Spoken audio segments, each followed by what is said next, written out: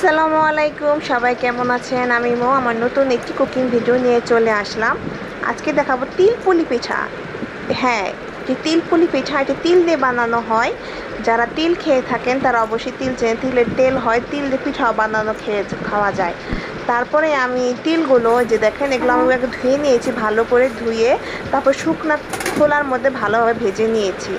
তৈরি করার আগে এটা ভালোভাবে ভেজে নিয়েছি, ভাজার পরে এরকম হয়েছে দেখতে। তারপর আমি গুড় গুলিয়ে নিব। গুড়টা গুলিয়ে নেওয়ার পরে তারপর তিলটা ছেড়ে দেব। যে আগে গুড়টা ভালোভাবে গুলিয়ে নিতে হবে পানি মিশিয়ে, তারপর তিলগুলো ছেড়ে দিয়েছি। তারপর দেখতে এরকম হয়েছে। এগুলো ভালোভাবে নেড়ে চেড়ে নিতে হবে, একদম পানিটা শুকিয়ে যাতে যায়, গুড়ের পানি সেটা খেয়াল রাখতে হবে। শুকিয়ে না গেলে পোরটা ভিতরে ভরা যাবে না, কারণ পোরটা অবশ্যই ঘন হতে হবে।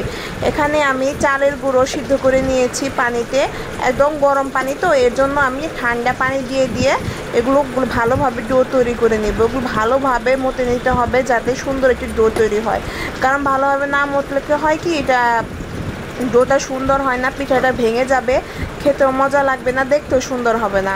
এর জন্য আমি আস্তে আস্তে পানি দিয়ে হালকা পানি দিয়ে হাতটা ভিজিয়ে নিয়ে ডোটা তৈরি করে নিচ্ছি। ডোটা তৈরি করতে একটু সময় লাগে, গরম তো, এর জন্য একটু আস্তে আস্তে করতে হয়।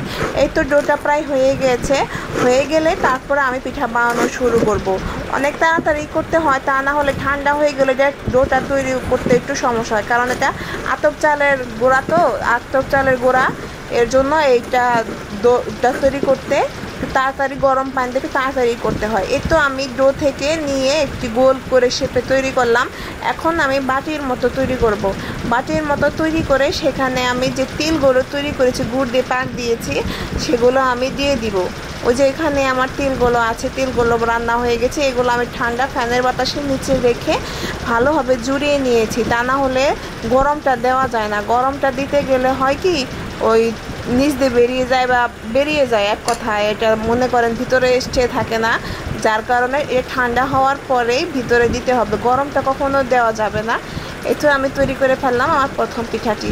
এই পিঠাটি অনেক সুন্দর ডিজাইনও করতে পারেন, বাজারে অনেক সুন্দর সুন্দর ডিজাইন পাওয়া যায়, সেটার মধ্যে ভরেও এই তিলের পিঠাটি তৈরি করতে পারবেন। এই যে তিলের পিঠাটি, এগুলি কিন্তু খালি খাওয়া যায়, খালি খেতে কিন্তু অনেক মজা হয়েছে, আমি খেয়েছি, অনেক টেস্ট হয়েছে। এখন আরেকটা তৈরি করলাম।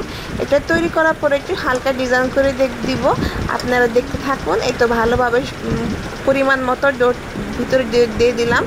তারপরে এই যে ভালোভাবে হাত দিয়ে চেপে মুখটা আটকিয়ে দিব। একটু গুঁড়া নিয়ে নিলাম যাতে ওটা আটকানোর সময় একটু সুবিধা হয়। গোড়া দিলে হয় কি, ওটা আটকাতে আরও সুবিধা হয়, কারণ হয় বেশি ভিজা থাকে, অনেক সময় ডোটা তৈরি করার সময় ভিজা বেশি হয়ে যায়, তো এর জন্য চালের গোড়া হাতে নিয়ে রাখলে ভালো হয়, তাহলে হাতে লেগে যায় না।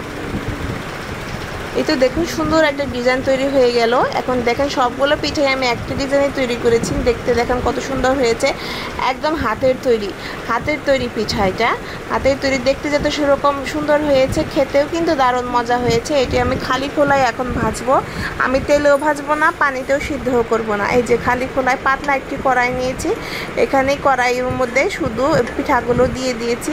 যেভাবে রুটিটা ছেঁকা হয় সেভাবে ছেঁকে নিচ্ছি। এটা ছেঁকে ভাজা হয়, কারণ তেলেও ভেজে খেতে পারবেন, কিন্তু এইভাবে ছেঁকে খেতে কিন্তু একটা অন্যরকম মজা লাগে, খেতেও অনেক মজা, ঘ্রাণটা অনেক সুন্দর আসে। এতে তৈরি হয়ে গেল আমার তিলের পুলি পিঠা।